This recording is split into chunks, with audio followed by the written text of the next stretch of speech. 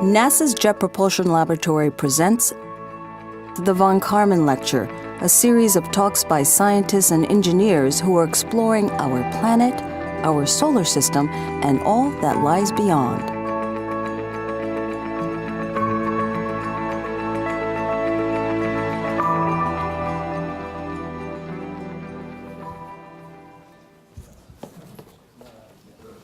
Hey, good evening, ladies and gentlemen. How's everyone tonight? Good. I'm well, thanks.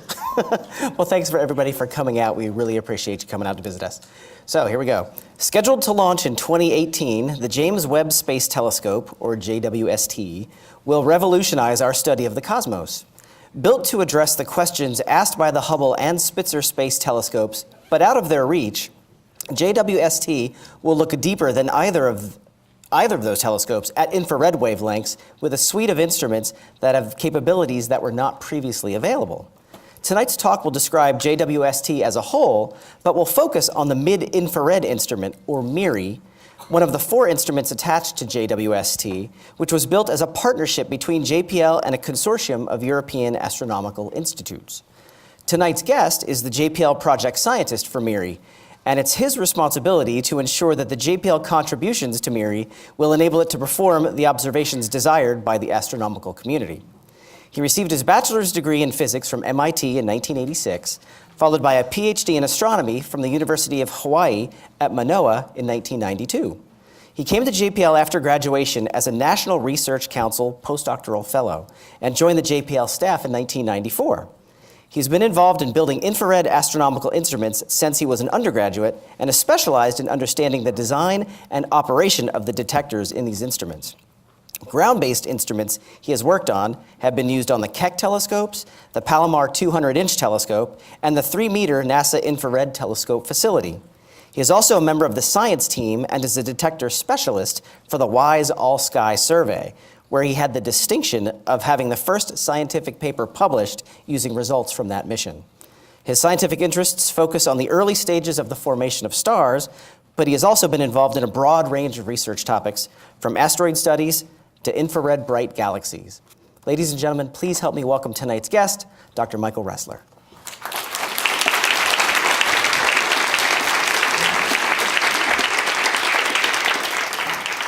Thanks, Mark.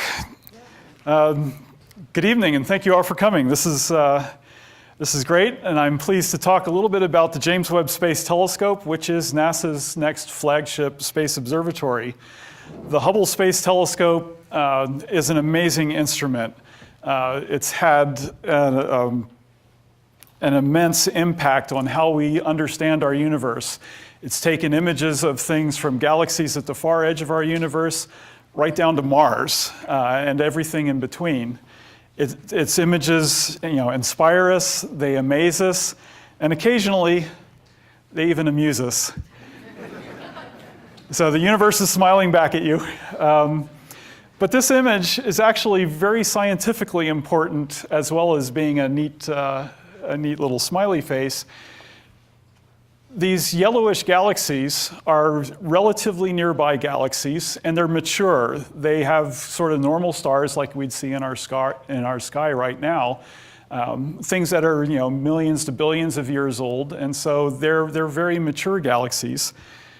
The gravity from these galaxies acts as a lens so that other galaxies behind them are actually focused by the gravity from these older galaxies. Why this is important is these streaks that make up our smiley face are very young galaxies that we see much farther back in time. They started to form closer to the beginning of the universe, near the Big Bang. And so these brightish blue streaks are where the stars are being formed in these galaxies. Part of the reason this is so important is the gravity lens makes them appear brighter than they would otherwise, which means that with our telescopes, they're easier for us to see. And until this spring, in fact, the farthest galaxies that we knew about were all these gravitationally lensed galaxies. This was the only way we could see them. Then in March, it was announced, I should back up. One of the things that Hubble has done is taken a number of deep fields. These are regions of sky that we thought were pretty blank, but Hubble pointed at them for many, many hours of exposures, And when we look at them, we see fields that look like this. Almost everything in this image is a galaxy, except for that one star sitting right there. Everything else is a galaxy. When we looked carefully at this image, there is a little speck that when you zoom it in, looks like a blob, and my wife would say everything I look at is a fuzzy blob, but it's this little galaxy that turns out to have formed about 300 million years after the Big Bang. It's very, very far away. It happens to be very bright. It's intrinsically bright, and so we could detect it with Hubble. Most of the others, we have to rely on the universe lensing it for us, using other galaxies as telescopes to help us see these things. But these are some of the breakthroughs that Hubble has helped us make when we're trying to understand the far universe. This is actually one of my favorite pictures that Hubble has taken. This is a planetary nebula. This is a nearby star within our own galaxy that's at the end of, nearing the end of its life. Stars, as they age, if they're massive enough, if they're big enough, start to blow off their outer layers. Stars are kind of like onions, they have layers. But at the end phases, they become a little unstable and they start, the energy from the star starts pushing those outer layers away. Occasionally, if there's two stars in here, so the old dying star and another star that's orbiting with it, it can shape the planetary nebulae, and it produces these beautiful structures. This is called the twin jet nebula, because it looks like it has jets of material shooting away both directions. And one of the things I like about this image, not only because it's pretty, it has lots of neat colors, but if you look carefully, you'll notice there are some bright spots in here on both sides. I think what's going on, and I haven't talked to the scientists that have done these observations, but what they think is going on is that there's a lot of material near that star, a lot of dust and material that blew off from the star that's condensing, but it's kind of patchy, like clouds in the sky. And so if you go out some night where it's partly cloudy and see the sunset, there are rays of sunlight that burst through little patches in the clouds. Well, I think that's what's going on here. So there's starlight that's escaping through those little patches and then lighting up the walls with a little more starlight than other places are getting. And then just the overall structure, the fact that you see all this fine detail, it's really a spectacular image. And I do think it's very pretty. So Hubble has done, this is the amazing and inspiring part. To talk about a successor to Hubble, I actually have to talk a little bit about another space telescope. This is the Spitzer Space Telescope that was launched in 2003, and that was actually a mission managed here at JPL. Spitzer also looked at some of those deep fields that Hubble looked at, and this is one of them, not the same one I showed you before, but it's another one. Every one of these little red dots in here is a galaxy that Spitzer detected. Again, that's very far away, very young in terms of the age of the universe. And what they found is there are far more of these galaxies than we had expected. To have this many galaxies within a few hundred million years of the Big Bang implies that the process of forming galaxies happens very early. We might have expected that you'd form a few stars first, and then more stars would form, and eventually there would be enough of them that the gravity between the stars would start making galaxies. But this implies that that one at a time sort of thing isn't the way it works. Somehow we form galaxies and stars almost at the same time, very early on. Some people know what images with infrared cameras look like, and they're not often very good. So people wonder, well, can an infrared telescope take pretty pictures? Well, the answer is yes.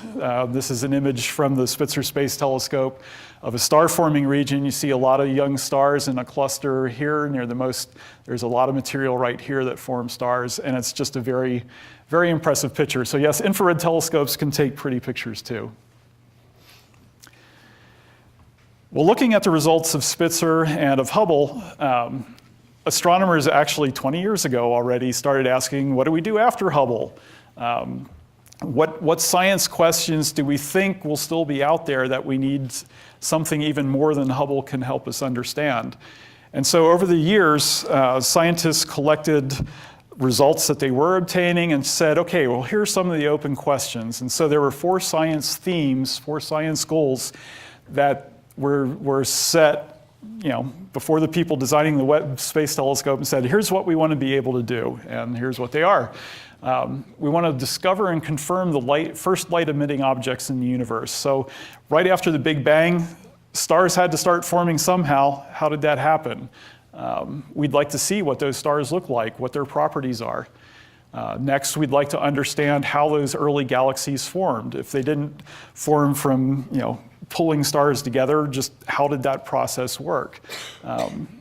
In that Spitzer image that I showed you, a lot of those galaxies aren't the big things that we see nearby us today. They're these little clumps of stars, maybe hundreds of thousands of stars forming that little galaxy. And so they had to merge somehow. How did that work? We'd like to look at the earliest steps of the birth of stars, even in our own galaxy. We'll talk about why you need infrared telescopes to study star formation, but we want more information on how they work. We want to see the stars that are 1,000 years old to 10,000 years old. What we typically see now is in the hundreds of thousands of years range. And then finally, planets form around stars. Thanks to the Kepler telescope, we now know of thousands of planets that orbit stars in those particular patches of sky. We'd like to know more about those planets. What can we say about how the planets evolved? And ultimately, if we're lucky, do they have conditions that would support life? So these are some of the things that we'd like the Webb telescope to help us address. And this is the concept they came up with. I'll just point out a couple of things before we move along. All telescopes have a primary mirror. All large telescopes have a primary mirror that collects the light. So light comes in from your object, it reflects off that primary mirror, bounces off a small secondary mirror that relays the light back through a hole in the primary mirror. And then there are scientific instruments that sit behind the mirror that either collect it as images or break it into spectra where we can study what the composition of the sources are. There's a big tennis court-sized sun shield. That's that diamond-shaped structure. This protects the telescope from sunlight and earth light because both of them are bad for our scientific observations. And then not visible underneath is a spacecraft bus that has the propulsion systems and all that sort of stuff. The difference between Webb and Hubble is primarily size, but there are a few more details. That primary mirror of Hubble, the light collecting mirror up here, is about 2.4 meters in diameter, roughly 8 feet in diameter. If you draw a circle around the primary mirror of the James Webb Space Telescope, it's about 6.5 meters in diameter. That's cheating a little bit because part of the mirror is missing. So on average, it's about a 6-meter mirror, and that's a lot easier to say. But you'll notice there are 18 hexagonal segments that make up the primary mirror. So not only does each individual mirror have to be very precisely shaped, we have to be able to get all 18 mirrors to work together as one large mirror. You'll also notice that the Hubble Space Telescope has a shield that baffles it against stray light, whereas Webb is wide open. So if there's any sources off to the side that are shining into the telescope, we will see them. So while Webb is bigger than Hubble, it's not a replacement. Early on, we heard people talking about, oh, there's a replacement for Hubble. Well, not really. Webb is designed to complement and extend with what both Hubble and Spitzer have been able to do. And the key feature of Webb, in order to do that, is it has to work at infrared wavelengths. So I'm going to explain a little bit about what the infrared is, why it's important, why it's really neat, why I do it. If we shine, I should have waited. If we shine a white light through a prism, we get the rainbow thing. We've all seen that. You've seen rainbows in the sky. It's the same principle. It's very natural to ask, well, what's over here? What's past the violet? We also might ask, well, what's over here? What's below the red? William Herschel in 1800 did an experiment where he was trying to measure the temperature of the colors of light. He thought that maybe individual colors might have a different temperature. It was a good experiment to try to do. So what he did is he put a thermometer over here and another thermometer over here as his controls. and then moved the thermometer through the different colors of light. Well, what he noticed was that the purple light was coldest and the red light was warmest. So he did what a good scientist would do and said, well, gee, if it's warmest here, what if I move off just to the side a little bit? I should see the temperature drop, right? Well, it turned out that dark space below the red was the warmest of all, and that's the discovery of infrared radiation or infrared light. And that was the first time we actually discovered energy that, light energy that we couldn't see with our eyes. So it was a huge thing, and it took a long time to develop instruments that would work in the infrared, but it came along eventually. What can we do with infrared light? Well, we can take pictures of meerkats. I'm not sure where this visible wavelength picture was taken, but this is what meerkats look like in the thermal infrared, and I think this is a lot of fun. You can actually learn a lot about meerkats based on an infrared image of the meerkats, because you notice the eyes are bright. Your eyes are deep in your head. They're surrounded by very warm tissue, and so they're going to be warmer than average. Their noses, on the other hand, are dark. Your nose sticks out a little bit, and so it cools off a little bit more, and then there's not as much blood supply in your nose, so it actually looks a little bit cooler. Actually, if you go over to the von Karman Museum just next door, there's a thermal infrared camera there, and you can see what your own face looks like, and it won't look like a meerkat, but it will have some of the same features. You also notice that their toes are cold because they're on the rocks that don't generate heat on their own, and so maybe we don't learn a lot about meerkats in the infrared, but we see some of the things. The gaps in fur are brighter because you can see down closer to their skin, and so that's why their fur looks so funny. Well, there are more important uses for infrared, and one of them is firefighting. If you're in a room full of smoke, it's hard to see anything. But infrared wavelengths, or smoke, is actually relatively transparent to infrared wavelengths. So if we look at this scene with an infrared camera, we see there's a person on the floor that needs to be rescued. And so same sort of thing, he's got a bright face because there's a lot of blood in your face, the clothing is a little bit cooler. I thought it was cool, the oxygen tank on the back of the firefighter is relatively cold compared to everything else, and so it's very dark. So this demonstrates a couple of things that we can take advantage of in the infrared. We can see the temperatures of things, we can see warm and cold, and we can also see through smoke. Well, we can use those same things in astronomy to help us understand the universe around us. This is a little cloud of gas and dust that's zipping around in our own galaxy. It's fairly close to us. All the stars you see here are farther away than the cloud, so there should just be a carpet of stars all over this. But because the dust in the cloud absorbs visible wavelength light the same way that smoke absorbs light, we can't see through the cloud. But if we get an infrared camera and take another image of that cloud, we can see those stars through it. So it turns out there's not much going on in this cloud. It's just kind of quiet, sitting there, not doing much of anything. This is a visible wavelength image of a patch of sky in the constellation Cassiopeia. We see a couple of cool things in here. There's a star that must be emitting a lot of ultraviolet light, and it's causing some gas around it to glow. That's why it has that red color. But in the rest of the frame, you see there's some dark streaks along the edges over here. And it's not because there are not stars there. The stars aren't missing. There's stuff in front of the stars blocking the light. So if we take an infrared image of the same area, we see a number of things popping up. First of all, there's a lot of dust that's glowing brightly in here. But all these very red stars suddenly pop into our field of view. Well, stars form in clouds of gas and dust. So these clouds, there's enough material there that gravity pulls that dust together and heats up and begins to form stars. And so these are the stars that I were talking about. These are the things that are, kind of 10,000 years old, sort of the baby stars. And we can't see them any other way than in the infrared because the dust absorbs them. And so with our infrared cameras, if we want to study how stars form, this is how we do it. We go into the infrared.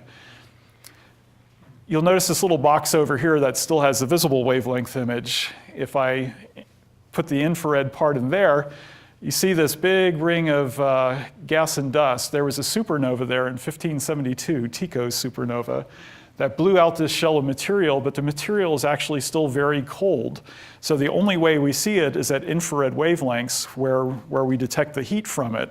Now it's much colder than room temperature, but it's warm enough that we can see it. So in this image, we demonstrated those two features of the infrared that we like. We can see through dust, and we can also see very cold objects. So there's one more scientific technique I need to talk a little bit about, and that's spectroscopy, taking the spectrum of a source. So if you remember when we shone white light through the prism, we got that colored rainbow, so we got all the colors from the white light. If I take a tube of hydrogen gas and pass an electric current through it, it turns the hydrogen into a plasma and it glows this kind of pinkish purplish color.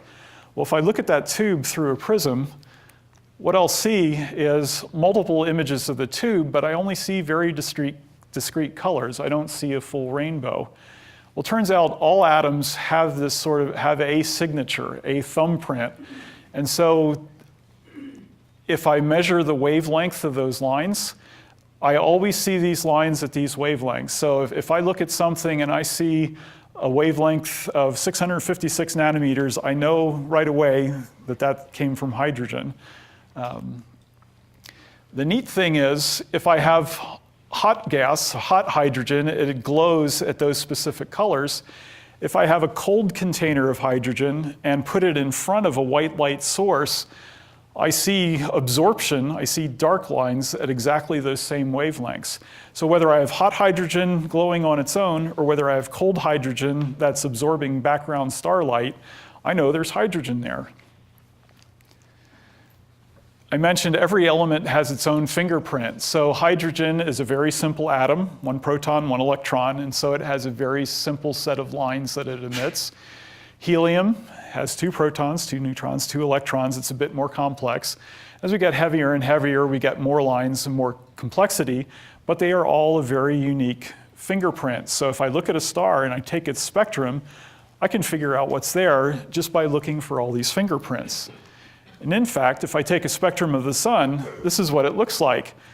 Normally if you you shouldn't look at the sun, but if you do look at the sun, it's kind of whitish, yellowish. You don't see anything particularly funny. But if you look at it through a high resolution spectrograph, this is what you see. And there's a big notch over in the red wavelengths. I said, aha, hydrogen has an absorption line at red wavelengths, so I know the sun has hydrogen in it. And in fact, people that do this for a living say there are 69 elements that we've discovered in sunlight. Hydrogen accounts for 92.1% of the atoms in the sun, helium for 7.8%, and everything else, those other 67 elements, form less than 0.1% of the sun's surface. But we know it's there, mostly hydrogen, a little bit of helium, and that's a common refrain whenever we look at stars. Another thing that spectra tell us is they can tell us how fast an object is moving. You've all heard a siren coming toward you. The pitch of the siren sounds higher than when it's stationary right next to you, and if it goes whizzing past you, the pitch is lower. It's the Doppler shift. Well, light does exactly the same thing. And so if I have my laboratory spectrum, sitting right in front of me, and I compare it to the spectrum of a star, the lines are pretty much the same place. This drawing exaggerates it a little bit, but in general, stars are at rest compared with us in the grand scheme of things, and so the wavelengths are all the same. But for galaxies that are nearby and then some that are not so nearby, they're all receding from us because the universe is expanding. And so the wavelength of those lines shifts toward the red. And so we call this the redshift. So this galaxy actually isn't that far away. We'd say that that had a redshift of about a third, 0.3. That galaxy I showed you at the very beginning, that fuzzy little blob, has a redshift of 11, which means that the wavelength of light has been shifted a factor of 12 from what it would be in the laboratory. So that means that visible light from that galaxy has now been shifted way into the mid-infrared, just where my MIRI instrument works. And so if we want to see galaxies near the fringe of the universe, we have to look in the infrared to see the light that we're used to seeing in nearby galaxies.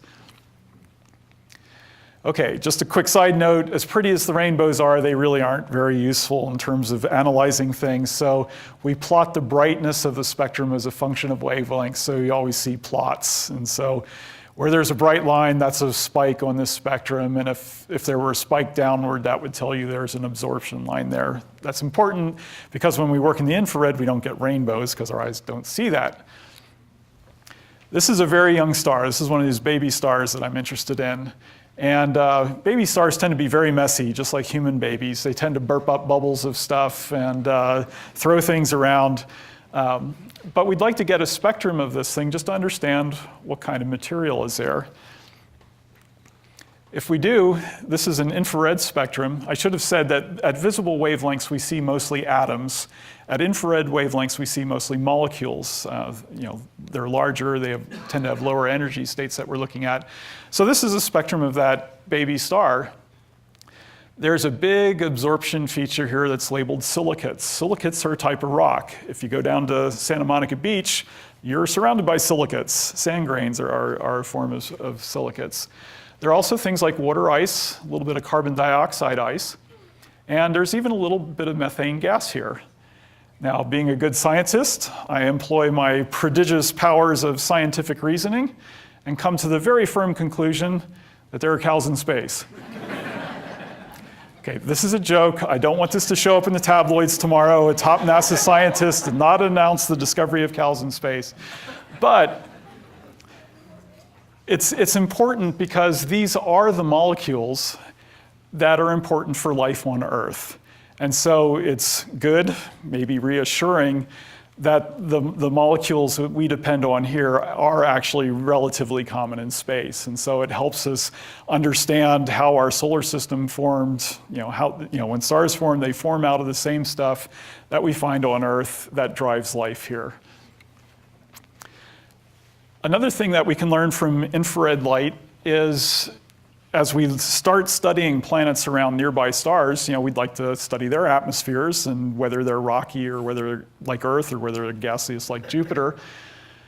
So if we know that we've got a star and a planet, with a planet orbiting the star, we can't separate them. So we can't take an image, usually we can't take an image of here's the star, here's the planet. Generally, we only see the light from both of them together. But if we know that a planet crosses in front of a star transit, maybe you've heard about the Venus transit a couple of years back where Venus passed in front of the face of the sun.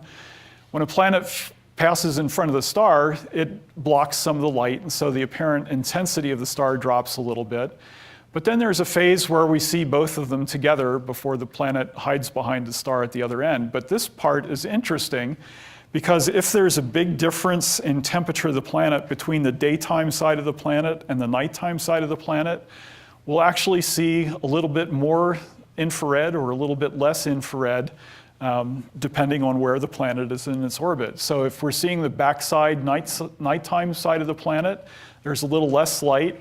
As it swings around to the day side, from our view, it's actually a little brighter. So the fact that the light from the planet and star rose a little bit as we went to the daytime side tells us that there's a pretty good temperature difference between the day side and the night side of this planet. And so it probably doesn't have a really thick atmosphere like Venus. It's something a little bit more transparent, maybe like ours. So that's exciting. Hey, we found out a little bit about this other planet. We've been able to do a little bit with atmospheres of planets. This is a model spectrum of an atmosphere. And this is what the Spitzer Space Telescope was able to observe. It was only able to look at this in 3 different colors. And they noticed that it was a little bit dimmer at 3.8 microns than they thought it should be, and a little bit brighter out here at 6 microns. And so they fit that atmospheric model and said, yeah, this might be able to work. One of the things that the Webb telescope will do, it will actually let us get this spectrum, and so maybe we'll actually see that curve and confirm that the atmosphere really worked that way. So if the infrared is so neat, and I hope I convinced you that it is, it's really a lot of fun to play with, why doesn't everybody in the world and their dog have an infrared telescope in their backyard? Well, there are three things that make this a difficult place to have your career. First is room temperature emission, and I'll explain what I mean. Second thing is the atmosphere, and I'll explain what that means. And then third, just the sensors that we use for infrared astronomy can cause a fair amount of trouble on their own. Any object that's at a finite temperature emits radiation with a very characteristic spectrum, and we call this a black body spectrum. Stars that are extremely hot, 10,000 to 100,000 degrees, actually emit most of their light in ultraviolet wavelengths. More normal stars like the sun emit most of their light at visible wavelengths, which makes sense because that's what our eyes see, and so it makes sense for our eyes to have adapted to what our star puts out. So that's why we have visible wavelengths, and that's where the sun emits.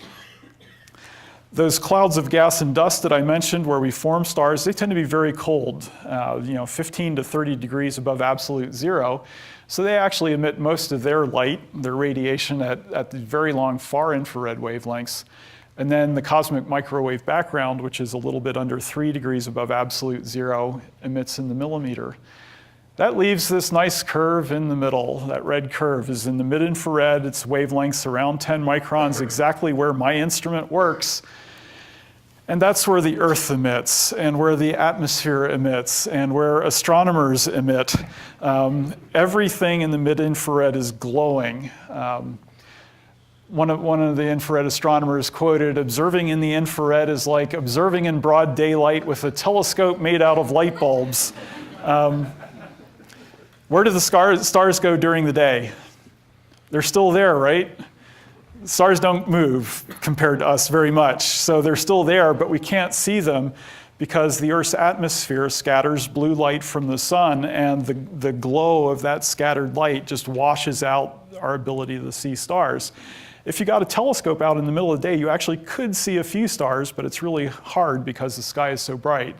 Well, that's what it is like all the time in the mid-infrared. So when I said I built instruments that went on Keck and on Palomar, we were fighting the atmospheric glow. It didn't matter if we were observing daytime or nighttime, it's always bad. So that's one reason why we want to put things in space.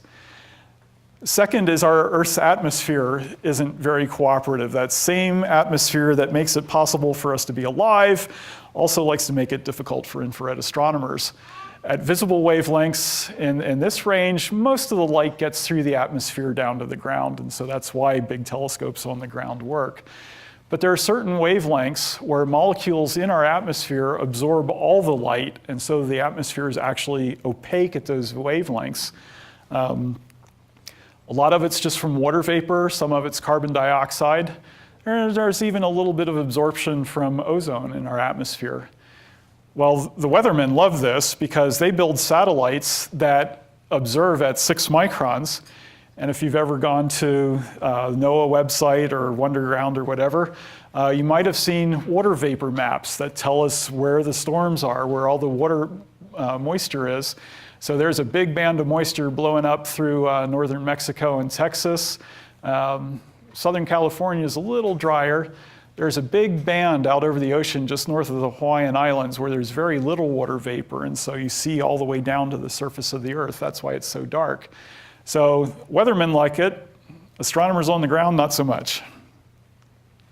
And then finally, the sensors themselves. It sounds a little funny, but if you have a sensor that's sensitive to temperature, the sensor has to be colder than the stuff it's trying to detect, otherwise it detects itself. So we have to cool things in the infrared to very cold temperatures, and if you do that in the air freezes on your detectors and that messes everything up. There are also some false signals that are generated by the detectors, and so we have to get them even colder. Most of the 3 of the instruments on James Webb need to be cooled to 40 degrees above absolute zero to work. MIRI, the instrument I work on, needs to be cooled to about 6 degrees above absolute zero in order to work. So all those things together, the radiation of room temperature things, the atmosphere, and just our sensors, really does mean we want to put our infrared telescopes up in space so we can see what's going on. So to address the scientific questions, to make things work in the infrared, we're building the Webb telescope. So Webb is a 6-meter infrared optimized telescope. You'll notice the primary mirror is coated with gold rather than silver. Gold is actually a better reflector of infrared wavelengths than silver is. It has 4 instruments that cover 0.7 to 28 microns. Now, I know that doesn't mean much, but the reddest color your eyes can see is right about 0.7 microns. So James Webb takes off right where your vision fails, so into the infrared past that. Webb is a partnership between NASA, the European Space Agency, and the Canadian Space Agency. None of us can go it alone. We got to work together on this stuff. And it's going to be launched on a European Ariane 5 rocket. Now, you saw the picture of Webb sitting in the clean room at Goddard, all unfolded. That does not fit in any rocket currently in production. We've got to fold it up. And so you'll notice that 3 of the mirror panels on this side and 3 on the other side fold back. That secondary mirror that's supposed to be out here is up on top. The sunshade is folded up like, kind of like butterfly wings tucked in there. And so James Webb Space Telescope is an origami telescope. It's got to unfold. After it launches, the fairing separates, things begin to expand. So first we got to get our solar panels out so we can get power. There's a lock on the antenna. We pitch the telescope a little bit and we do some course corrections.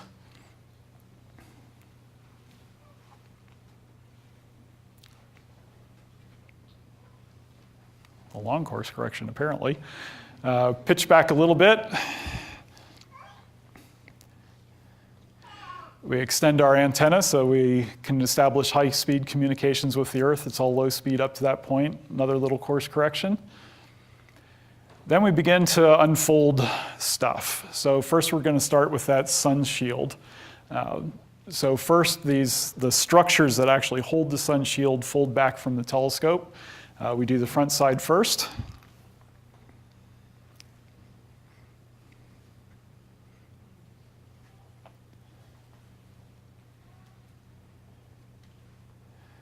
Then the backside comes down.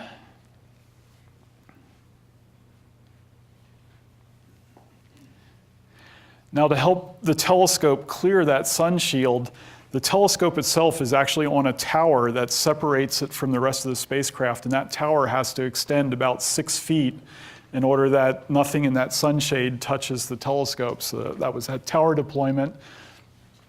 The covers come off the top of the sun shield. This is all packaged like some little tinfoil wrapping thing. We release a couple of locks, and then these booms deploy that stretch out that sun shield from where it's folded up in the center. So we do one side first, then the other side. Now that sun shield is actually 5 layers of material. And it's very important that those 5 layers separate because on the sun side, the temperature of this first layer is about room temperature, about 300 degrees above absolute zero. But the telescope needs to be 50 degrees above absolute zero, so this top shade has to be 50. So if there's any touching in between, it will heat up the next layer and we won't get cold enough. So that's one of our big concerns. Now we're getting ready to release the secondary mirror. And so you can see the structure starting to move. Then the secondary mirror, which is here, swings forward and moves to the front of the primary mirror.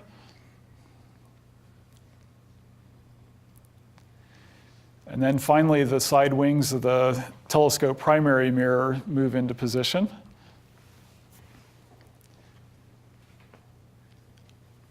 Here comes the other side. That whole process takes 2 weeks. So the Mars guys had 7 minutes of terror while they were trying to land a rover on Mars. We got 2 weeks of terror waiting for our telescope to deploy. After it's fully unfolded, then begins the long process of the whole telescope has to cool down. Our instruments have to cool down. Until everything is settled, we've made sure everything works. We do our calibrations. It's 6 months after launch before we're ready to start taking scientific data. So it's a long one. Another thing different between Webb and Hubble is where it's located in space. Hubble actually orbits the Earth just a few hundred miles up, so it actually orbits the Earth every 90 minutes. And some evenings when Hubble goes overhead, you can watch it streak across the sky. Webb is going to be located 1 million miles from Earth, 4 times the distance of the Moon. There are 5 spots between the Earth and the Sun where the gravity of the Earth and Sun balance the tendency of the spacecraft to go running off on its own. These are called Lagrange points, after the mathematician who discovered them. The second Lagrange point, nicknamed L2, is actually a really nice place to put spacecraft because our sun shield will always shield the Earth, the Moon, and the Sun from shining on the telescope. We've sent a number of spacecraft out there. Webb will be joining the collection. So I mentioned Webb has 4 instruments, so I'd like to describe them very quickly. NIRCam is our near-infrared camera. It's primarily to take pictures of things. It has a tool called a coronagraph, which I'll explain in a second, and it does some very simple spectroscopy. So the top is some images from the Hubble Space Telescope with the wide field camera number 3, which has limited infrared capabilities. If we were to image the same galaxy with Webb, not only do we see fainter galaxies around it because we have so much more collecting area, but we begin to see some of the spots that are just sort of fuzzy in the Hubble image. And again, this is a simulation. We don't have anything yet. But these spots, might be regions where stars are being actively formed, or they might be remnants of those little galaxies that collided, that merged together to form a larger galaxy. But that's the kind of stuff we want to find out with Webb. And so it'll be a great tool for examining these very early galaxies. A coronagraph is an instrument that blocks the starlight. So whatever's right in the center of the coronagraph, the light from that gets blocked. So we'll put a star right in the center. And so where the star was gets blocked out, so we don't see the starlight at all.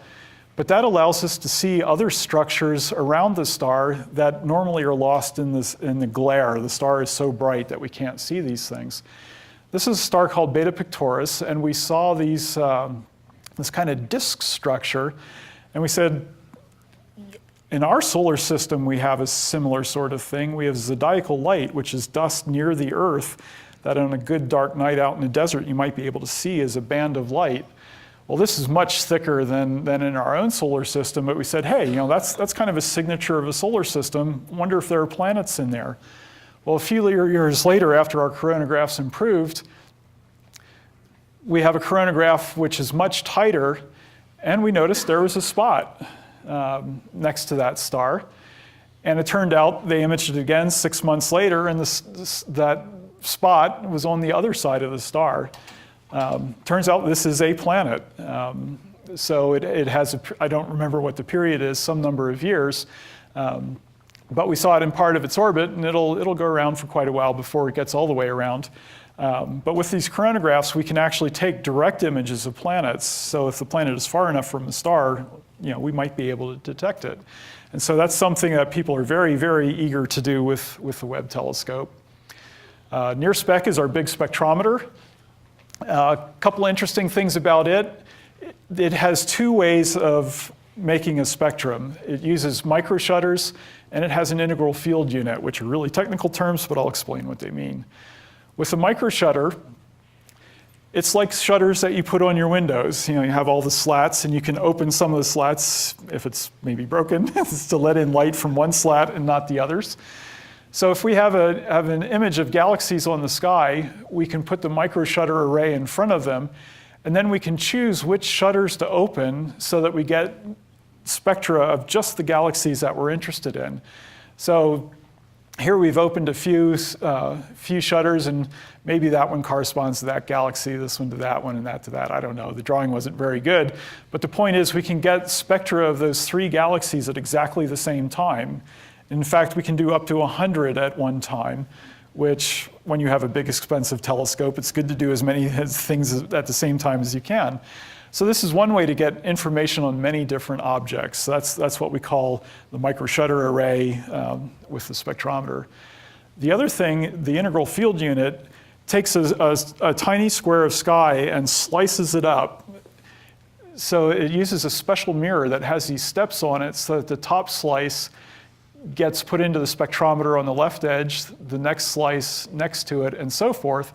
So we spread these 6 slices out and get the spectra simultaneously. And so it's another way to get information over a larger area all at one time. One of the neat things you can do with this is if you put such an integral field unit on a galaxy, remember I talked about red shifts and blue shifts? You can see those Doppler shifts in the stars in the galaxy, and so we can actually tell which way the galaxy is rotating. This top galaxy, the lower end is coming toward us, it's blue shifted. The top end is moving away from us from the red shift. This galaxy is sort of the same thing. So in both of these galaxies, we see strong signatures of rotation. We can tell how fast it's rotating, which tells us how big the galaxy is. And so it's an important tool for understanding those galaxies, at the far fringes, understanding how they formed. The fine guidance sensor near us is actually sort of two instruments in one. I should have said NIRCam was built by the University of Arizona, and NIRSpec was built by the European Space Agency. FGS NIRIS is built by the Canadian Space Agency. It serves as the fine guidance sensor to help us actually point the telescope and lock onto stars. The near-infrared imager and slitless spectrograph is sort of a specialized imager and spectrograph. It doesn't duplicate what the other two infrared instruments do. One of the neat things that it does do is it has the ability to take spectra of the same fields in 2 different directions. So there's a pair of stars here, and in this image, the starlight is spread horizontally. The same 2 stars are over here, and this way the light is spread vertically. What's the big deal? Well, if you're getting spectra of all these objects at the same time, it's inevitable that 2 stars, the spectra overlap each other one direction, but when I get to spectra in the other direction, they're well separated. And so one image or the other will give me a good spectrum of the sources that I'm interested in. Okay, finally, the 4th instrument, this is MIRI. This is the instrument that we've been working on here at JPL. The other 3 instruments all work from about 1 to 5 microns. MIRI works 5 to 28 microns. Because we're the only instrument that works at these wavelengths, we have to do all the things that the other instruments do. So we have an imaging capability, we have chronographs, and we have a spectrometer. I forgot to point out, at JPL, we were responsible for the detectors. And every image of MIRI that I can find on the web, they always hide my detectors. So gratuitous self-promotion. This is what one of the JPL LED detectors actually looks like. Yes, that's me. You can tell by the eyebrows. This is Kalyani Sukatmi, who was, until recently, our project manager. So this was early on when we first delivered the detectors to be bolted onto the rest of the instrument. A few words on why we want a mid-infrared instrument in the first place. If we can learn a lot from the near-infrared instruments, why do we need a mid-infrared instrument? Near-infrared, we detect mostly the ultraviolet light from those galaxies that are very far away, that have been redshifted from ultraviolet to the near-infrared. Well, the visible light from those galaxies gets redshifted into the mid-infrared. So if we want to study the normal stars in those really far away galaxies, we need to look at them in the mid-infrared. We see mostly atoms and molecules in high energy conditions, high temperatures in the near-infrared. We see molecules in lower energy conditions in the mid-infrared. If we look at stars that are forming planets, we see the more mature stars in the mid-infrared. If you want to see the very young stars that are still themselves in the process of forming, we see that in the mid-infrared. And finally, if you're looking at the planets themselves in the near-infrared, we tend to see the really hot stars that are close, or really hot planets that are close to the stars, things that are 1,000 degrees, someplace we definitely don't want to visit. If you want to study planets that are more room temperature, more like the Earth, then we'll want to look at those in the mid-infrared. And there are many, many more reasons, but these are a few of the things that are important. A little bit more about MIRI. All the other instruments were built, or at least there was one organization responsible for the instrument. With MIRI, it was a 50-50 partnership from the beginning. JPL It was responsible for half the instrument, the detectors, the electronics to run the detectors, and the cooler that gets us down to that 6 Kelvin temperature were all the responsibility of JPL. 24 astronomical institutes in 10 different European countries were responsible for the optics and the structure of the instrument. And when this was first proposed to our senior management here at JPL, they all shook their head and said, it's never going to work. I'm pleased to say it worked actually very, very well. We had great people on both sides of the pond, so to speak, and I think we have a really great instrument. What do I want to look at myself? In the introduction, Mark explained that I'm interested in star formation. I do have a little bit of time of my own on Webb where I can point it at anything I please. And so what do I want to look at? Well, I got some questions. I'd like to understand how binary stars form. About half the stars that you see in the nighttime sky are actually binaries, two stars that are orbiting each other. When we look at very young stars, the stars that are still in the process of forming, it's more like 80 to 90% of them. So why do stars form as binaries and then lose their companions along the way? So I'd like to understand a little bit more about those binaries. Also, I mentioned that planetary nebulae with that kind of wing, that low wing-shaped structure, generally need binary stars to form structures like that. So the common theme is binary stars. So I'd like to know a little bit more about what shapes the planetary nebulae. This is a very young star. It's actually a triple system. So there are 3 stars here. The bluish color of these 2 stars generally indicate that they are hotter. They might even be almost normal stars. Whereas this yellow-reddish color, because this is a mid-infrared image, this we would normally interpret as a very young star. Well, if they're gravitationally bound to each other, they had to have formed at the same time. So how is it that you can have 2 older-looking stars and a younger-looking star? If you get crude spectra of these stars, the 2 top sources are the white and red curves up here. They're kind of normal and flat. This is relative to a normal star spectrum. So they look about normal. But this yellowish star has much more infrared radiation than getting toward the visible. So it's much colder in apparent temperature. But the important thing is that the solid lines were data that was taken at one period of time, and then the dashed lines was 3 years later. So these 2 stars stayed roughly constant, but this star actually, not only did it get brighter at short wavelengths, the temperature actually got apparently hotter. So what's going on? So one of the ideas is that that gas and dust that forms the stars is still streaming onto that star, and as it falls onto the star, it heats up and causes the changes in temperatures and so forth. So with Webb, I'd like to study that a little bit more. I should be able to see material actually around the star, perhaps flowing into that star. On the planetary nebula side, this is a different planetary nebula called the Egg Nebula. The image on the right was taken with Hubble. And so it shows these neat lobes that are blowing out from a star that you actually can't see. There's a big disk of dust around the center that's absorbing all the starlight in the center. This image was data that I took with the Keck telescope with my mid-infrared camera on the ground where it's really hard to see stuff. But even so, you can trace the lobes of that planetary right down to the center. We still don't quite see the central star. That's just a blob of dust. That's not the star itself.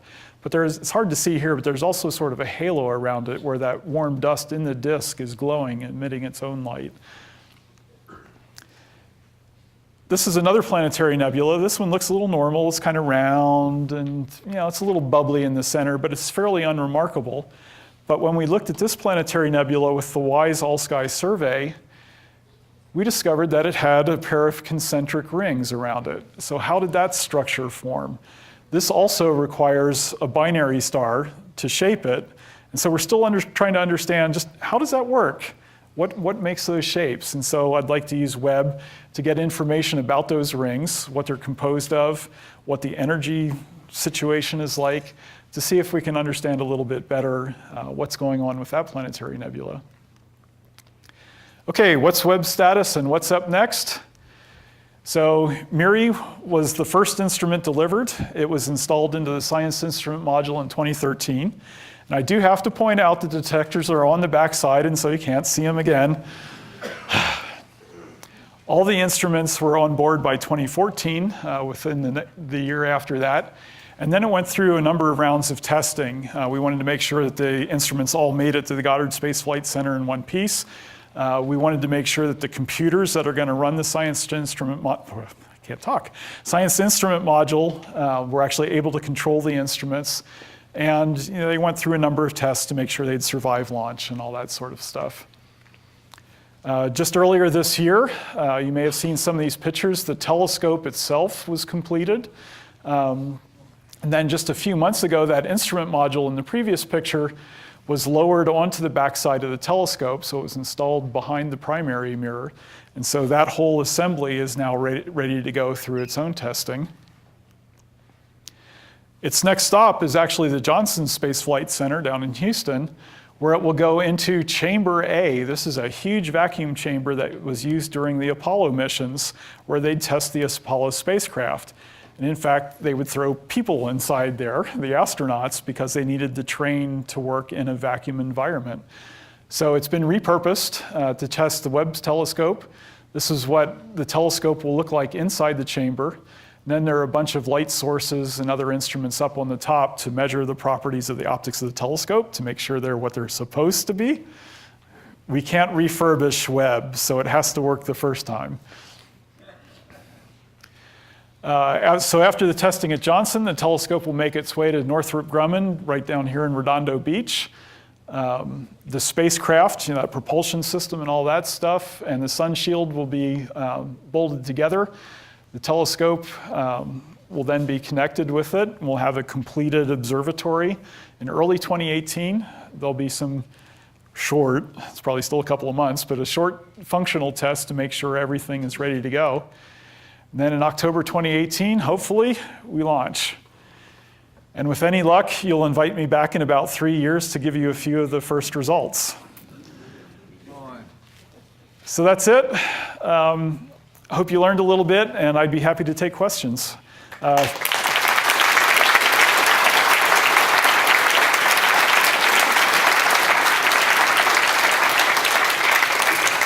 So if you do have questions, please come up to the microphone. Did you say when Webb goes operational, Hubble will still be in operation?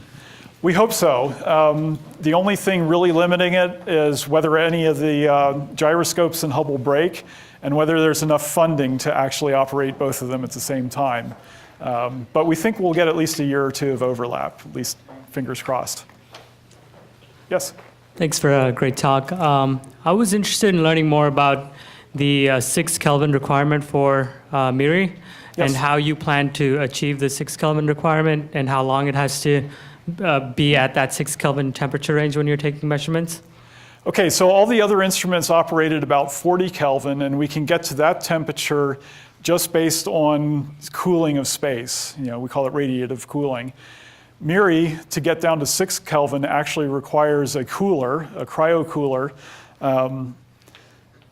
Comparing it to your refrigerator in your house isn't really fair, but it's kind of like the refrigerator or freezer in your house. It is a mechanical cooler, so it should last for a very, very long time. In fact, we think the final limit to the lifetime of Webb is actually the propulsion, our ability to steer. If nothing breaks, if everything survives launch, everything should be able to go at least 10 years. That's the goal. 5 years for sure, hopefully 10 years, maybe longer. But it is a mechanical cooler that gets us to 6 Kelvin. Right? Hi. I had Hi. a couple of questions. First one, I'll just rattle out the questions. You can pick them in order. First one is, what's the difference between a slitted spectrograph and a slitless spectrograph? Okay. Second question, is there any plans for using a star shield or solar shield in conjunction for a chronograph? Third, I noticed some I have to remember all of these. some flags at the back end, the aft end of the instrument. Can you tell us a little bit about station keeping and what's involved with that? Okay, so let's see. First question. Slit and slitless. Slitless and slitted, okay.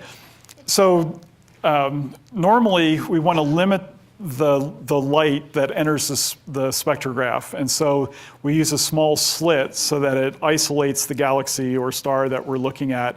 What it does is eliminates all the background from the rest of the field of view. And so it lets us concentrate on that one object. In a slitless spectrograph, we still use the prism or grating or whatever the spectrograph uses, but now we don't isolate it. So we get light from every point in the sky that enters the instrument. So what happens is with a slitted spectrograph, you'll have 1 micron light here, 5 micron light there, and you know exactly where everything is. With slitless, one star's 1 micron light be here, but another star's 1 micron light might be over here. And so you have a mixture of things, and so it's not as sensitive, but if you have a lot of bright objects, it lets you get crude spectra of many things all at once. So there are advantages to both. Most of the time we use some version of a slit spectrograph, but occasionally we don't care so much, we just want to look at something really bright, and then we'll use the slitless. Little crazy, but it's all good stuff. Okay, you're going to have to do it again. Second question was if there was any plans for the star a shape. non-collocated, non-circular coronagraph. So there are studies of whether you could fly something in front of James Webb at some point in the future.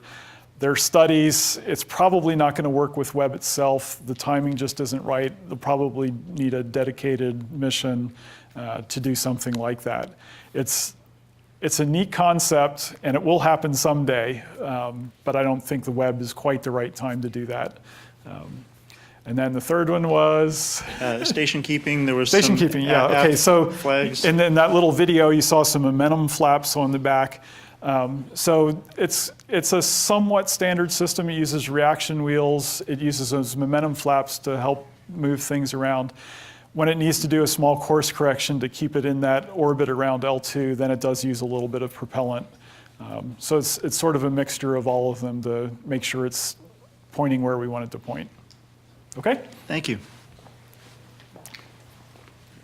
So I had a very fundamental question about the early galaxies. So how do we actually see them, right? Because everything started with the Big Bang and went away from it. So how is that light not already how do we actually see them, right? How is that light not past us since we don't travel faster? So, the universe is kind of a big time machine. It takes a certain amount of time for light from that galaxy to get to us. So, those galaxies that we see 13.4 billion light years away, that light left that long ago. So we only see the galaxy at that age. We have no idea what it looks like now. So, as the universe is expanding, that light is redshifted, and that's why we see it in the infrared. But, we really are seeing it a long time ago. So I don't know if I answered that very well, but, we are seeing the light that traveled a long time to get to us. Okay, so it lasted long enough for us to essentially travel all that distance and then kept emitting. Right, okay. So that light's catching up to us as that galaxy is receding away from us. Okay? My question is two parts, but it's basically about the sun shield. Yep. So is it true that this really huge sun shield allows you to do the cooling without having like liquid hydrogen or liquid helium or something, and so therefore you won't run out like you did with Spitzer? Right, that's right. So the sun shield provides an environment where the telescope and 3 of the 4 instruments can cool to 40 to 50 Kelvin on their own. There are some other radiators that are kind of tacked around the back to help with that process. But yeah, that sun shield has to work exactly the way it's supposed to in order to give us that environment. So that's a more ambitious sun shield than you ever had before. Yes, absolutely. So then the next question, part of it is how much of a constraint is the sun shield as far as where you point the telescope? Obviously, you can't point it toward the sun. Right. Can you still see like half the space at one time? Yeah, unfortunately I deleted that slide to save some time, but I have a slide on exactly that. So if you imagine a plane between the sun and the Earth, JWST can point essentially straight up or straight out, so there's kind of a ring that we can spin the telescope around. We can't point directly away from the sun because then that would slide the telescope around, into the field of view of the sun because the sunshade wouldn't block us anymore. So there's actually a band about 45 degrees wide, kind of ringed around the sky that we can observe at any given time. But then you just wait until the Earth moves around to Right, get the so rest of it. if your object happens to be directly apart from the sun, you get to wait 4 or 5 months before you have a chance to look at it. Thank you. Welcome. Well, I have two questions. The Yes. first is I'd love to hear about how James Webb will be used to study exoplanets, and in particular, will it be taking a look at the planet around Proxima Centauri? How will it help us learning more about their atmospheres of potential nearby Earth-like worlds? And my second question is, will JWST help with figuring out what makes up dark matter and dark energy? So yes to both of the above. Exoplanets is actually a very hot topic right now, of course. Certain people think they ought to just take 25% of Webb time and devote it to exoplanets right off the top. The rest of us that don't care so much about exoplanets are going to fight that, but yeah, so Don't. exoplanets are a very big thing, of course. So I showed a couple of examples of things that we might be able to do studying exoplanets. They are very clever. They will come up with ways to observe these things. The problem, from my perspective, is we built a very exquisitely sensitive instrument that was designed to look at these galaxies 13.8 billion light years away. And they're going to point it at the 10 brightest stars in the sky. It drives me nuts. But it's great science. It needs to be done. It is going to be tricky because the stars are so bright. The instruments are going to have some problems dealing with all that.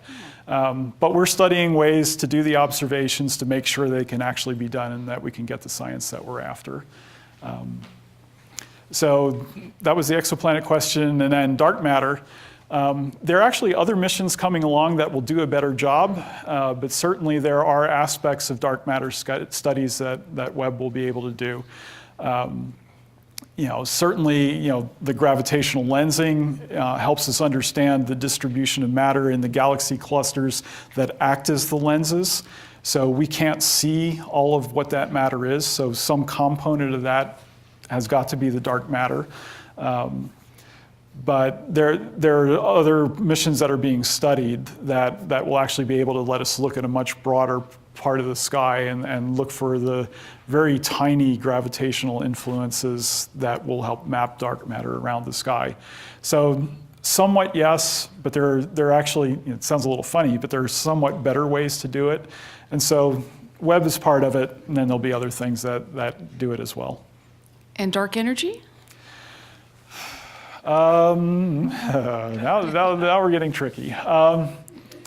Actually, I think I'm going to have to say I don't know on this one. I know a little bit about the field, but not enough to know whether Webb can really help out. I mean, certainly it will be able to contribute to our understanding of the expansion and acceleration rate of the universe, but I haven't thought about it enough to know what we can really do. So I don't want to answer incorrectly. All right, thank you. Yes? Thanks for the presentation. I'm wondering what kind of redundancy is built into these sensors, seeing as L2 is a bit far for a repair mission. Yeah. So that was a hot topic when we first started designing our instruments and the observatory. We want things redundant, so if something does fail, we can switch from the A side to the B side and let us continue. The sensors themselves are so hard to manufacture that almost all of them are not redundant, meaning that if the imaging, we have 3 detectors in MIRI. There's 1 for the imager part and 2 for the spectrometer. If any one of those detectors fails, we actually lose our ability to do science with that capability. Now, the electronics that drives the detectors are redundant. We have an A and a B side, but because of constraints when we were doing the design, the sensors themselves are not. So I'm going to have 6 months of terror waiting to make sure that everything in the instrument is actually working really as well as it can. It's actually closer to 2.5 months, but until the instrument is cold enough where I can see all the detectors working properly. But yeah, that's absolutely a concern. That's part of why all our tests take so long. The tests that we did on the instrument module, each of the 3 tests was about 3 months long. We're doing all the testing to make sure that they will survive vibration, they'll survive cooling down, because we can't afford to have anything go wrong. So some redundancy, but maybe not as much as I'd like. Thanks. Okay? How much of the cost of the space telescope is in the design and mission planning, and how much of it is in the manufacturing? Like, so if you have a launch failure, how difficult is it to spin back up and relaunch a similar mission? Yes. No, that's actually a really great question, and it's good because people often see the price tag of the Webb telescope and say, holy cow, how expensive is that thing? Well, the cost numbers that you see actually cover all phases of the development and operation of Webb. So I can't give you exact numbers because I don't know them. Maybe the folks over at Goddard want to take a crack at that one. But there was money that went into the original concept studies, then money to do the designs, the construction. The cost numbers that you see actually include 5 years of operation, so they include launch and 5 years of operation after that. I mean, most of the money goes into the construction of the telescope, of course, but it does include from the first idea to the end of the mission. Okay? We have some online questions? Oh, go ahead. I got one question. How long, I may have missed it, how long does it take actually to get from Earth to L2? 1 million miles. So that actually takes most of those 2 weeks. There is a point where we actually go into orbit around the L2 point. It's not that we go to a point and park there. We actually do sort of a lazy 6-month orbit around that spot. It's somewhere between 2 weeks and a month before we actually get. And what get does to it that use area. for propulsion? Does it have a rocket on it when it's going there, or how Yeah, does it? little thrusters. I'm not sure what the propellant actually is, but it's kind of typical thrusters that we use in. And the power source is just sunlight? Solar panels, big solar okay. panels that are underneath that sun right. shield. Okay, so I got a couple online questions. Kieran asks, I've heard ozone in the Earth's atmosphere absorbs UV radiation. Does it also absorb infrared, but not visible light? I can't say whether it absorbs anything at visible wavelengths, but I had a slide way back that showed the absorption spectrum of Earth's atmosphere. And at 9.7 microns, there is a fairly strong ozone absorption band. So a telescope looking on the ground, pointing up, can actually see the absorption of ozone at those wavelengths. So yes, we definitely do see some in the infrared. What's that? Oh, no.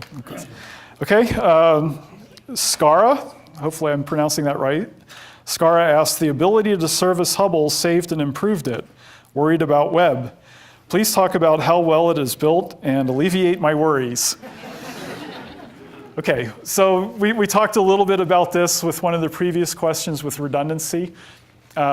So as many of the systems as possible, we do make redundant so that if one half fails, we switch over to the other half. And the other thing we do is we do a lot of what we call environmental testing. We took each of the instruments to a vibration table. We bolted onto these tables that then shake like crazy to simulate the launch of the rocket. After we delivered the instruments into that science instrument module, that whole science instrument module was shaken. Then when the science instrument module was bolted onto the telescope, it was shaken again. We keep shaking things like, hey guys, you're gonna break it.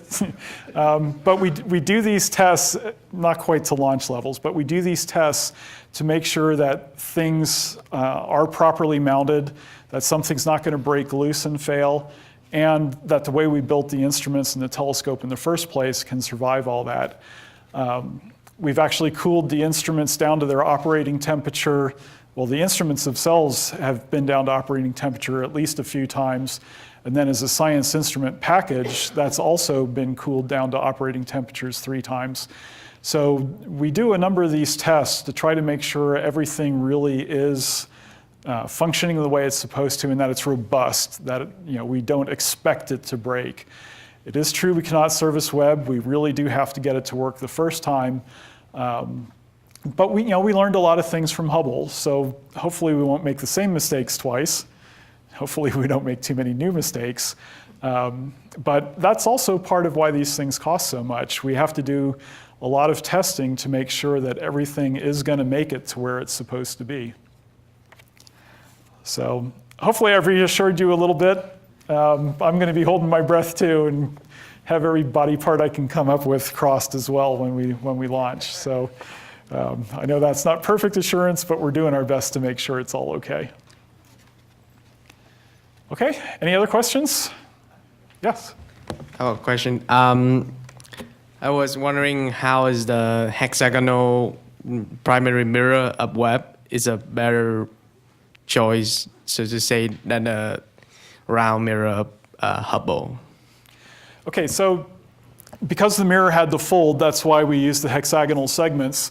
The Keck telescopes in Hawaii actually have a similar design where they have hexagonal mirrors. They actually have 36 mirrors where we only have 18. On the back of each mirror is a system of actuators that moves each segment little bits to make sure that each segment lines up exactly where it's supposed to be and that the entire system works like one big mirror rather than 18 little mirrors. So it's that correction, that ability to position each mirror properly that allows it to work. So was there a little bit more to your question? No, is the folding is the only reason why it has to be hexagonal? Or is there any other advantage to that? Yeah, it's probably the biggest reason because it does have to fold. It's also easier to make lots of smaller mirrors, even if each mirror has to have its own specific shape. It's easier to make small mirrors than it is one gigantic mirror. The biggest single mirror telescopes on the ground are about 8 meters in diameter, so what's that, about 27 feet in diameter. The bigger ones, the 10-meter telescopes like Keck, all use the hexagonal mirror structure. So manufacturing and the fact that we have to fold it up is what drove it. Okay? Thank you. Just curious, given that the mirror is exposed to space like it is as opposed to inside the tube in Hubble, how vulnerable is it to stuff, just random stuff? I know there's less of it out at L2 than there is in Earth orbit, but still, is there any risk of that? Yeah, we're going to get hit by stuff. That big sun shield is a great micrometeorite collector. So, we are worried about things zipping in and dinging the mirrors or plowing holes through the sun shield. So we have tried to model all those effects. So we have a beginning of life performance of the primary mirror, and then there's an end of life performance model where we try to take into account all those things. There will be damage over time. And so we think we know how well it will still work 5 years, 10 years on. And things are designed to deal with that as well as we can, but when you have an exposed mirror, you are going to get hit. It's just going to happen. And so you have to make sure that things are large enough, that you use materials that are good enough that you can control it somewhat, and that at the end of life, you'll still have really good performance. So yeah, absolutely, it is going to degrade with time. We just did our best to make sure it doesn't degrade faster than we think it's going to. The other thing we have to worry about when we launch it, it's going to be in Earth's atmosphere. It's going to carry some of that up with it. And so we'll have ice potentially freezing on things. And so we do have heaters to keep critical parts of the telescope and the instruments a little bit warmer than the not so critical stuff. So hopefully the ice freezes on the support struts and all the things that we don't care about and leave the optical surfaces relatively clean. So we do try to make sure we've caught all those things as we think about it. Okay? So a lot of your sensors work at very cold temperatures, and you obviously test their function at those cold temperatures by cooling them down. How do you prevent any of those sensors from being damaged from the heat cycles, from the heating and cooling of the sensors? So that's part of the qualification of the sensors. They have to be designed in a robust manner to make sure that they don't fracture when they cool. So I know the sensors in MIRI the best, obviously. So the circuit board that our sensors are attached to were specifically chosen to contract and expand at the same rate that the sensors themselves expand and contract. So we don't want the thing that's holding the detector to crush it because it contracted faster than the detector did. And so we do those material analyses all through the design process to make sure that we're not going to do anything to crack them. And then the detector vendors that we contracted with to actually develop them, they have their own processes for making sure that the sensors can survive in the first place. And sometimes it takes a few years to get it right. But what we use flight-like detectors, so things that we don't intend to fly, but that were built at the same time. And we actually torture test those things. So one of the MIRI sensors, we put through 100 thermal cycles going down to 6 Kelvin, back up to room temperature. Well, we cheated a little bit. We only went to 77 Kelvin and then back up to room temperature. If it can survive that, it'll survive 6 Kelvin. So we made sure it could go many, many, many cycles without anything happening. And that gives us confidence that only cooling it 5 or 6 times will be just fine. So it is something we study with those flight-like parts to make sure that there are no issues with it being cooled. Thank you. Okay? Thank you for the lecture. Given the cost of the telescope itself and assuming that everything is work just fine, do you have any plan when it's done its mission? Like after 5 years or after 10 years? What you plan to do? Because for the cost, it's cost a lot of money. Do you plan to have something like repair it back to Earth, or you just gonna leave it in space? So at this point, the plan is just leave it there. Eventually it will run out of propellant, and then it will start to drift away from L2, and it will just go into orbit around the sun. So it's not going to be a hazard to anything else. But as I say, hopefully it is the propellant that eventually stops us working. We hope maybe we can get 15 years out of it, maybe even a little more, depending on how frugal we are with the propellant. But eventually, it's just going to go away. All right, thank you. Yeah. Hey. Had 2 more questions. Okay. First one's an easy one. If you could talk a little bit about the mechanics of the deployment. So obviously it's a pretty complex sequence of events. Right. Second question has to do with mirror segment geometry. It makes sense, obviously, to have hexagonal tiles in the interstitial portion, but on the outer point, are there any diffraction artifacts in band, and what would be the reason for leaving all the hexagonal edges as opposed to making a giant disk out of it at the periphery? Right. Okay, so complexity of the mechanisms. All I can really say, because I'm not involved in the mechanical design of the telescope, early on, the scientific working group asked Northrop Grumman whether this was the most complex thing they've ever built. And the answer was no, it's the 4th most complex thing they've ever built, but we can't tell you about the other 3. So I'm trusting they know what they're doing. Then in terms of the mirror segments, yes, that actually is very much of an issue.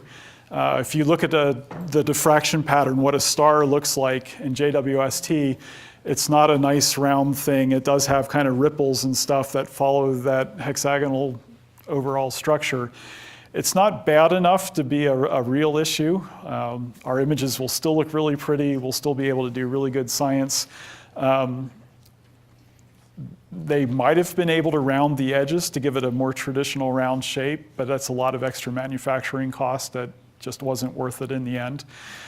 Each of the instruments, as we focus the starlight, there's actually a point in the optics where the telescope mirror itself comes into focus. So the stars are out of focus, but the telescope mirror is in focus.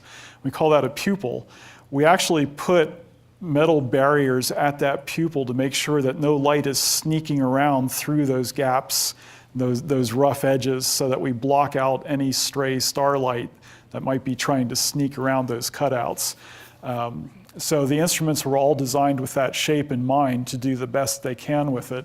And even our coronagraphs have some really interesting shaped pupil masks to try to block out any scattered light that might be associated with that. So yeah, it'd be nice if it was really round, but we can design our instruments to take it into account as best we can.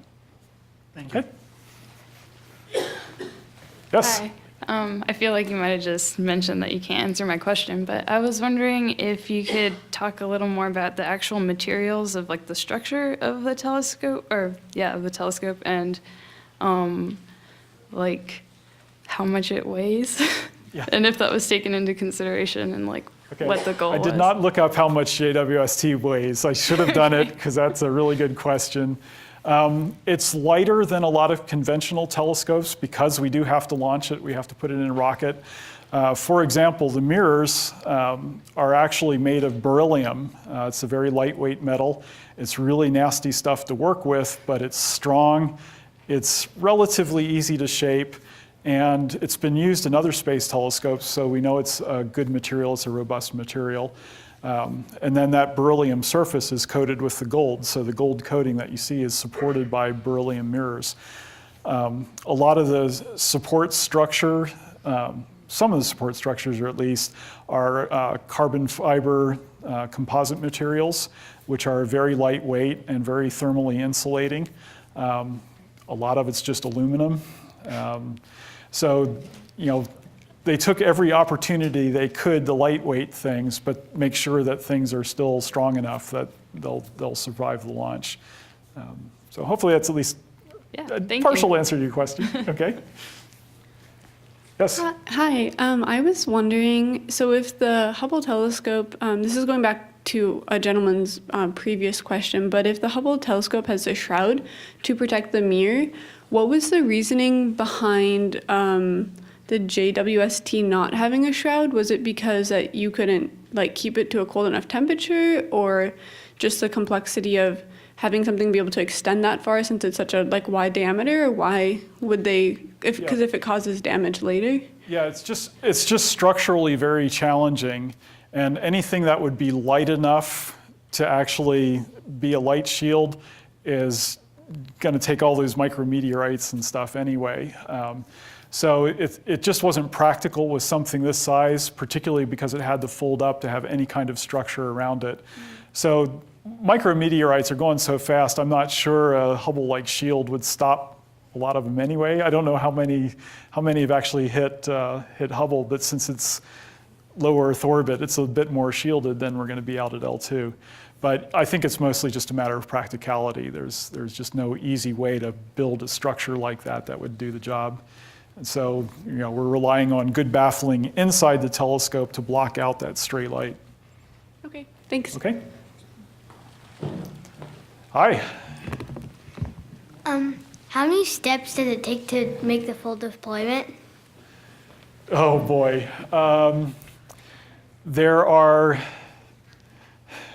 so the question, in case you didn't catch it, how many steps are there to do the full deployment? I'm actually not sure. It's got to be in the hundreds because you see all those little things unfolding. There are mechanisms all over the place. You know, there are 5 layers of sun shield. I don't know the right number, unfortunately, but there are a lot. That's why it looks so complex in that video with everything popping out. You know, it's like a transformer robot or something building the final telescope. So yes, there are definitely many, but I don't know the exact number. When Hubble was brought online, it was found to be nearsighted. That's not happening, right? So this is why I specifically mentioned that we learned our lessons. We have a test that was just completed just a few days ago was to actually measure the curvature of the primary mirror to make sure that the curvature was the right shape, right dimensions, and all that. So, you know, we are doing the tests to make sure our optics are what they're supposed to be. We are double checking, so we're not throwing out one result that doesn't quite agree with everything else. it's still an observatory designed by human beings, and occasionally we miss stuff. So we're doing our best to make sure we don't miss anything. You know, again, this has to work the first time. But, you know, we did learn lessons, and so we have procedures in place that are designed to catch mistakes like that. Humans are inventive. I'm sure we'll come up with new mistakes to make, but at least for the things that we know about, we're doing our best to make sure that we don't make that mistake again. Yes? Since the propellant's the first thing to possibly go, hopefully, is there room for possibly sending a refuel mission? So even though we have no current way of servicing the Webb telescope, it was decreed that there would at least be kind of a grappling hook or some sort of attachment point that a future rocket could attach itself to. I don't think there's any way to do a refuel, even if you did get a spacecraft there. You know, I don't know where the propellant tanks are. I'm guessing they're fairly buried. But this is mostly conjecture on my part, so don't take what I say as fact. But I don't believe there's any way to actually do it, even though we've all had that same idea. Okay, thanks for coming. Great questions.